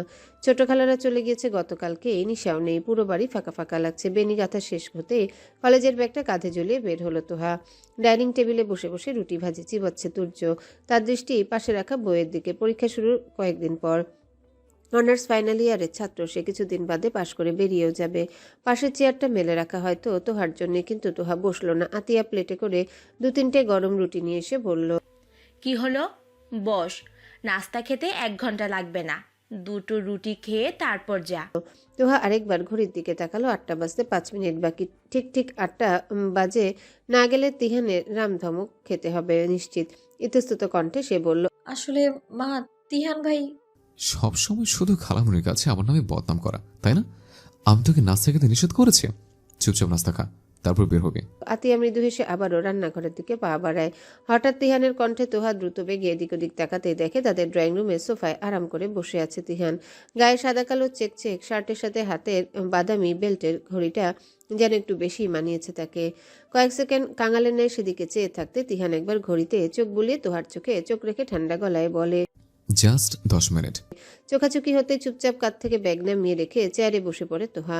ঠিক 10 মিনিটের মাথায় দুটো রুটি খেয়ে হাত ধুয়ে ফিরে এসে ব্যাগটা তোলার আগে তিহান সেটা হাতে নিয়ে সামনে হাঁটতে হাঁটতে বলে, জলদি আয়। রাস্তা ভর্তি কাদা পানি, বাসার সামনের জায়গাটা থেকে গেট পর্যন্ত হাঁটার রাস্তাটাও পানিতে পরিপূর্ণ। পা রাখলে নিশ্চিত সাদা পায়জামা ছিটে বিচ্ছিরি অবস্থা হবে, যদিও একটু পরপর ছোট ছোট ইট বিছানো আছে যেন পানিতে পা না পড়ে। কিন্তু এভাবে যেতে হলে নির্ঘাত উষ্টাকে পড়বে তোহা। তিহান দাঁড়িয়ে আছে তোহার পাশে, গাড়ির ড্রাইভার চাচাকে ফোন দিচ্ছে বারবার। উনি গাড়ি বের করে গেটের কাছে দাঁড়াতেই কাদা পানিতে নেমে গেল তিহান। তার চকচক করা জুতা জোড়ায় কাদার ছিটে লেগে গেলেও সেদিকে কোনো হেলদোল নেই তার। অথচ তোহার স্পষ্ট মনে আছে কদিন আগেই এই জুতো জোড়া তিহান বেশ শখ করে কিনেছিল। কেনার সময় তাকে সঙ্গে করে নিয়ে গিয়েছিল সে তোহার দিকে এক হাত বাড়িয়ে দিতেই তোহা আলতো করে তার হাতের উপর হাত রাখলো। তিহান দৃঢ়ভাবে তা আঁকড়ে ধরে ব্যস্ত ভঙ্গিতে বলে, এটির উপর পা ফেলে আয় তিহু, অফিসে দেরি হয়ে যাচ্ছে। পড়বি না, আমি ধরেছি। তোহা আশ্বস্ত মনে পা বাড়ালো। সে যে কোনো ক্রমেই পড়বে না এই ব্যাপারে একেবারে নিশ্চিত। গাড়ি থামে কলেজের গেটে। বের হওয়ার আগ মুহূর্তে তিহান মানিব্যাগ থেকে 100 টাকা দুটো নোট বের করে তোহার হাতে ধরিয়ে দিয়ে বলে, ক্যান্টিন থেকে কিছু খেয়ে নিস, কিন্তু বাইরের উল্টাপাল্টা খাবার খাবি না, খবরদার। তোহা এক পলক তাকায়। খবরদার শব্দটার মানে সে জানে। তিহান খবরদার বলেছে মানে কথার অমন না হলে সে আসলেই খবর করে ছাড়বে। সে ব্যাপারে পূর্ব অভিজ্ঞতা আছে তার। সে টাকাটা তিহানের দিকে এগিয়ে নিচু গলায় বলে, আম্মু টাকা দিয়েছে তো, এটা লাগবে না। হাত বাড়ায় না তিহান, পূর্বের ন্যায় সাবলীল ভঙ্গিতে বলে, টাকা দিয়েছে তাই না? ব্যাগ চেক করতো, টাকাটিকা ব্যাগ চেক করতো, টাকাটিকে আদৌ সঙ্গে এনেছিস? তোহা এক বুক আত্মবিশ্বাস নিয়ে বলে, এনেছি, আমার মনে আছে। তিহান চোখ ছোট ছোট করে তাকায়, দুই হাত বুকের মধ্যে ভাঁজ করে বলে, দেখা তো, আমাকে বের করে দেখা। উত্তরে প্রথমে জামার বাম পকেট হাতড়ায় তোহা। টাকাটা না পেয়ে আরেক পকেট হাতড়ায়। বুকটা দুরু দুরু করে কাঁপছে। তার মানে সে টাকা আনেনি, ডাইনিং টেবিলে রেখে এসেছে। আমতা আমতা করে তিহানের দিকে তাকায়। সে মিচমিচে কণ্ঠে বলে, আপনি তো দেখেছেন, তো তখন বলতেন টাকাটা আমি নিতে ভুলে গিয়েছি, তাহলে তো নিয়ে আসতাম। তোর সাহস তো দিন দিন বেড়ে চলেছে, খালি মুখের উপর পাল্টা জবাব দেশ। দেব এক চর, যা ভেতরে ঢুক। ধমক শুনে রাগে মুখ ফোলায় তোহা। বেরিয়ে গিয়ে দরজা লাগিয়ে তিহানের ডাকে আবারও জানালা দিয়ে তাকিয়ে বলে, কি সমস্যা বলেন? ছুটির সময় গাড়ি পাঠিয়ে দেব, আঙ্কেলের সাথে সোজা বাড়ি চলে যাবে। তোহা বুঝতে পারে তিহানের কাজ আছে, সেজন্য সে আসতে পারবে না। তবুও নরম কোমল আকুতি ভরা স্বরে মিষ্টি করে বলে, আপনি আসবেন না? এক মুহূর্ত ভাবে তিহান, অতঃপর দৃষ্টি সামনের দিকে দিয়ে ছোট্ট করে বলে, আচ্ছা, বসবো। কথাটা শোনা মাত্রই মুখে বিস্তর হাসি ফুটে ওঠে তোহার। কাঁধে ব্যাগ ঝুলিয়ে নিয়ে সে গেটের ভিতর ঢুকতে একটা দীর্ঘশ্বাস ফেলে ড্রাইভার আঙ্কেলকে গাড়ি স্টার্ট দিতে বলে তিহান। রাত প্রায় 8টা। ক্লান্ত শরীরে বাড়ি ফিরেছে তিহান। গায়ের শার্ট ঘামে লেপ্টে আছে শরীরের সাথে, চুলগুলো এলোমেলো। দুপুরে তোহাকে বাসায় দিয়ে আবারও একটা জরুরি মিটিংয়ে ছুটেছিল সে। অফিসের কাজে আর নিজের হেলা ফেলায় দুপুরে লাঞ্চ করা হয়নি। ক্ষুদায় পেট চোচো করছে। ঘরে ঢুকতে ঢুকতে সে বলল, মা, টেবিলে খাবার দাও, ক্ষুধা লেগেছে। আফিয়া রান্নাঘর থেকে চেঁচালেন। ফ্রেশ হয়ে আয়, দিচ্ছি। তিহান আর কোনো কথা না বলে ঘরে ঢুকলো। জুতা জোড়া কোনো রকম খুলে সোফায় হাত পা ছড়িয়ে গায়ে লিয়ে দিল। শার্টের বোতাম খুলে চোখ বন্ধ করে কিছু সময় সেভাবেই পড়ে রইল। একটু ঘুমাচ্ছন্ন ভাব আসতে ধুম করে কিছু পড়ার শব্দে সচকিত দৃষ্টিতে চোখ মেলল সে। বিছানায় চোখ পড়তেই হাতে পায়ের আড়ষ্ট ভাবটা কেটে গেল মুহূর্তে।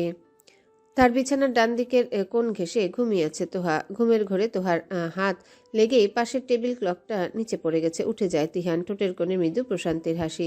তোহাকে টেনে বিছানার মাঝখানে শুইয়ে দেয় সে। গায়ে জড়ানো অগোছালো ওড়নাটা পাশে সরিয়ে রেখে গলা অবধি কাঁথা টেনে দেয়। অতঃপর ধীর পায়ে দরজা ভিজিয়ে বেরিয়ে আসে। রান্নাঘরে যে আফিয়াকে উদ্দেশ্য করে বলে, তুই আমার রুমে কেন মা? আফিয়া চুলের গ্যাসটা নিভিয়ে দেয়। বাটিতে তরকারি বাড়তে বাড়তে বলে, বিকেলে এসেছিল, তোর সেলফ থেকে কোনো বই নিবি বলে রুমে ঢুকলো। তারপর আমি যখন গেলাম তখন দেখি ঘুমিয়ে পড়েছে, তাই আর ডাকেনি, তুই ডেকে তুলে দে।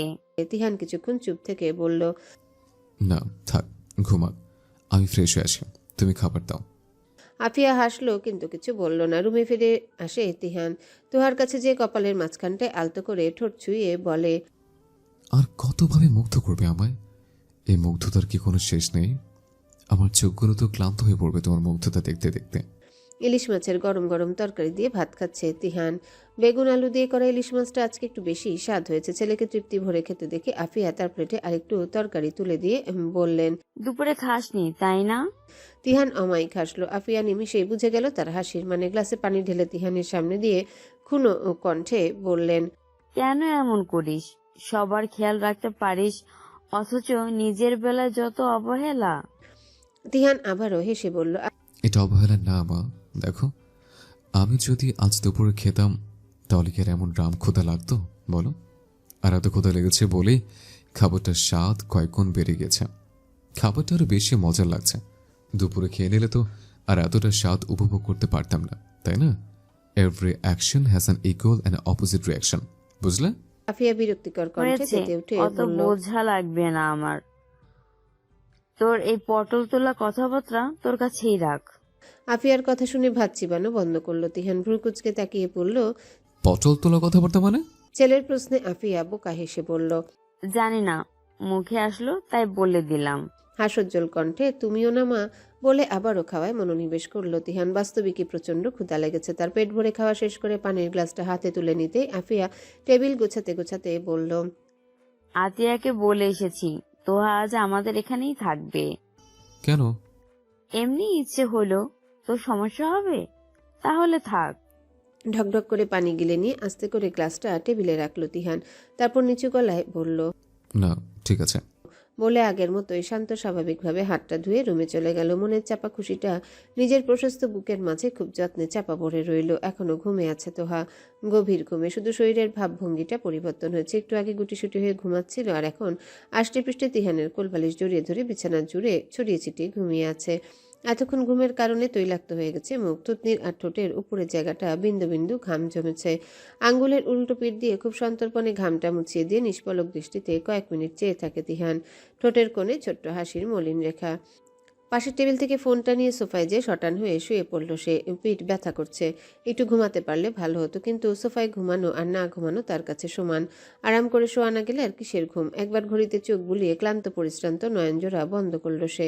কিন্তু দেহ কি আর সেসব নিয়ম মানে? তার অবসন্ন দেহ সোফাতেই মানিয়ে নিল একচোট ঘুমিয়ে নেওয়ার জন্যে। মস্তিষ্ক শান্ত হয়ে ঘুমে বিভোর হয়ে আসতে মেয়েলি কণ্ঠের মিষ্টি ডাকে আবারও ঘুমন্ত মস্তিষ্ক সজাগ হয়ে উঠল তার। কপালে ভাঁজ ফেলে চোখ খুলতেই আবছাভাবে তোহাকে দেখতে পেল সে। তার দিকে ঝুঁকে গিয়ে নিচু স্বরে ডাকছে তোহা। তিহান ভাই, আপনি খাটে গিয়ে ঘুমান, আপনার কষ্ট হচ্ছে এখানে। কপালে ভাঁজ আরো খানিকটা গাঢ় হলো তিহানের। কণ্ঠে ধমকের রেশ তুলে সে বলল, তোকে কি আমার কষ্ট হিসাব করতে বলেছি? বেশি কথা না বলে যা তো, জ্বালাস না। বলেই চোখ বুঝতে নিলে তোহা আবারও বলে উঠল, আমাকে বকা দিচ্ছেন দেন, তবু খাটে যেয়ে ঘুমান। সত্যি খুব ক্লান্ত দেখাচ্ছে আপনাকে। তিহু, সিরিয়াসলি আমি জ্বর বসিয়ে দেবো তোকে। মেজাজ খারাপ হচ্ছে কিন্তু। তাদের কথোপকথন আরও বাড়ার আগেই আফিয়ার কণ্ঠ শোনা গেল। তা শোনা মাত্রই তোহা দ্রুত সরে গিয়ে তিহানের থেকে নিরাপদ দূরত্বে গিয়ে দাঁড়ালো। সেকেন্ডের মাঝে গলা বাড়িয়ে তিহানকে ডাকতে ডাকতে সেখানে উপস্থিত হলো আফিয়া। ততক্ষণে উঠে বসেছে তিহান। তার চোখ জোড়া ঘুমু ঘুমু হলেও বার কয়েক পিট করে পলক ফেলে সেটাকে লুকিয়ে ফেললো সে। গলা ঝেড়ে সাবলীল কণ্ঠে বলল, বলো মা, কোনো দরকার? আফিয়া কিঞ্চিত হেসে বলল, আসলে বাবা, তোহার তো বেগুনে অ্যালার্জি, ইলিশের তরকারিও তো খেতে পারবে না। আমি তো ভুলেই গিয়েছিলাম। আর ফ্রিজেও মুরগি টুরগি কেনা নেই যে রেঁধে দিব। তোর বাবা তো কাল সকালে বাজারে যাবে। 9:30 বাজতে চললো। ওর ক্ষুধা পেয়েছে নিশ্চয়ই। তুই একটু কষ্ট করে ওর জন্য মোড়ের দোকান থেকে বিরিয়ানি নিয়ে আয়। তোহা এতক্ষণ নীরব দর্শকের মতো সব শুনল। এ পর্যায়ে এসে আপত্তি করে বলল, না না খালামণি, দরকার নেই। আমি এখন এমনিতেও বাসায় যাব, বাসায় যেয়েই খেয়ে নিব, চিন্তার কিছু নেই। তোকে বাসায় যেতে দিল তো যাবি? তোর মাকে বলে এসেছি আমি, আজকে এখানেই থাকবি। তোহা কাতর নয়নে তাকালো। ক্লান্ত শরীরে তিহান আবার মোড় পর্যন্ত যাবে বিরিয়ানি আনতে ভাবতে মনটা খারাপ হয়ে গেল তার। মিনমিনে কণ্ঠে আফিয়ার দিকে চেয়ে এসে বলল, তিহান ভাই তো খুব বলার আগে তিহান জোরালো কণ্ঠে ঝাড়ি দিল। তুই অনেক বেশি কথা বলিস তিহু, চুপ করে বসে থাকতে পারিস না? চত্বর। বলে ড্রেসিং টেবিল থেকে মানি ব্যাগটা পকেটে ভরে বেরিয়ে যেতে যেতে জিজ্ঞাসু কণ্ঠে পড়ল, আর কিছু খাবি? মৃদু গতিতে দুপাশে মাথা নাড়ালো তোহা। তিহান আর কোনো কথা না বলে দ্রুত বেরিয়ে পড়ল। তিহান বেরিয়ে যেতেই আফিয়া বসলো তিহানের বিছানায়। তোহাকে পাশে বসিয়ে মুহূর্তে নানা আলাপে আড্ডা জুড়ে দিল সে। কোনো রকম ঠেসে ঠুসে এক প্লেট বিরিয়ানিকে হাঁপিয়ে উঠেছে তোহা। হাত ধুয়ে যে তিহানের বিছানায় বসতে তিহান ফোন থেকে চোখ সরিয়ে বলল, আবার এখানে কেন? যা, তোর জন্য বরাদ্দ রুমে যা। তোহা নির্বিকার ভঙ্গিতে চেয়ে হাই তুলে বলল, খালামণি তো এখানেই আসতে বলল। তিহান ভ্রুকুচকে তাকালো। প্রশ্ন করার আগেই আফিয়া এসে বলল, তুই ড্রয়িং রুমে ঘুমাতে পারবি না তিহান। গেস্ট রুমটা তো পরিষ্কার করা হয়নি। ধুলো টুলো জমে আছে। তাছাড়া কাল দেখলাম ফ্যানটাও নষ্ট হয়েছে। তপ্ত শ্বাস ছাড়ল তিহান, মৃদু হাসার চেষ্টা করে বলল, পারবো মা, তুমি নিশ্চিন্তে যেয়ে ঘুমাও। আফিয়া স্বস্তি নিঃশ্বাস ফেলে প্রস্থান করতে উঠে দাঁড়ালো তিহান। ধীর পায়ে এগিয়ে গিয়ে তুহার পাশ থেকে বালিশ নিতে গিয়ে অনেকটাই কাছাকাছি এসে পড়ল দুজন। তুহা থমকালো। শ্বাস আটকে তিহানের দিকে তাকাতেই তার জল ঘোর লাগা চাহনির বিপরীতে দৃষ্টি নেমে গেল তার। তিহান আর একটু কাছে এসে নিঃশব্দ কণ্ঠে বলল, এমনি ঘরে ঘুম হবে না আমার? তোমার শরীরের তীব্র মেয়েলি গ্রানটা একদম মস্তিষ্কের নিউরনে গিয়ে ঠেকছে। আজ তো নয়, বরং আগামী 2 দিনে এই ঘরে ঘুমানো অসম্ভব, একেবারেই অসম্ভব। ঘুমহীন চোখ জোড়া মেলে রাত জাগা নিশাচর পাখির মতো তাকিয়ে আছে তোহা।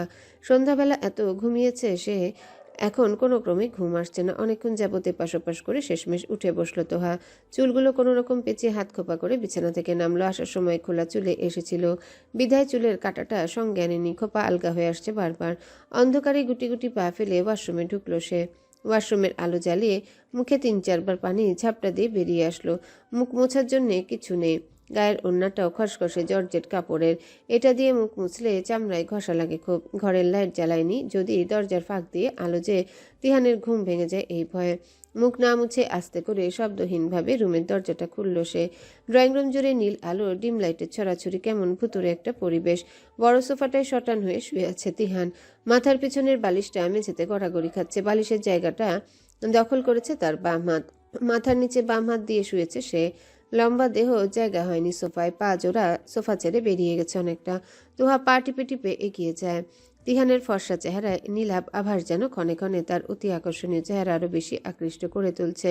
খাড়া নাক, গালের দাড়ি, বাম গালের মাঝ বরাবর একটা বাদামি তিল, আর তাকিয়ে থাকলে সেই গাঢ় ধূসর চোখের মণি। সব মিলে এক অনন্য স্বপ্নপুরুষ। তুহা ঠোঁটেলিয়ে হাসল। হাতের তর্জনী দিয়ে হালকা স্পর্শে গালের তিলটা ছুঁয়ে দিল। মেঝের বালিশটা উঠিয়ে অনেকটা ঝুঁকে গিয়ে এক হাত তিহানের ঘাড়ে ঢুকিয়ে আলতো করে মাথাটা উঠিয়ে বালিশটা নিচে দিতে নিলেই বাঁধল বিশাল বিপত্তি। তার খোপা খুলে গিয়ে পুরো চুল বিছিয়ে পড়ল তিহানের মুখের উপর। মুখে দিয়ে ধ্বনিটা বের করতে নিয়েও থেমে গেল তোহা।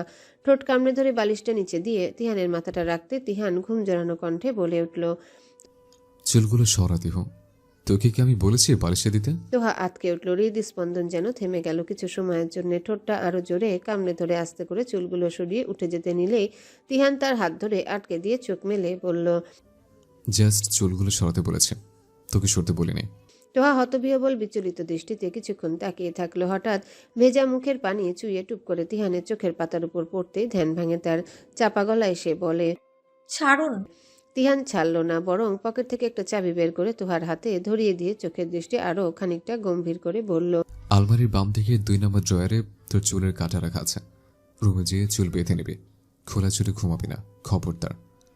বলেই তোহার হাতটা ছেড়ে দিল সে। মাথার বালিশটা ঠিক করে নিয়ে কপালে হাত থেকে পুনরায় চোখ বন্ধ করে বলল, হ্যালো বন্ধুরা, পরবর্তী পার্ট খুব তাড়াতাড়ি আসবে, তো সবাই অপেক্ষায় থাকো। আর চ্যানেলটি যারা এখনো সাবস্ক্রাইব করোনি তারা পরবর্তী পার্ট দেখার জন্য চ্যানেলটি সাবস্ক্রাইব করে রেখো। ধন্যবাদ সবাইকে, আমাদের সাথেই থেকো।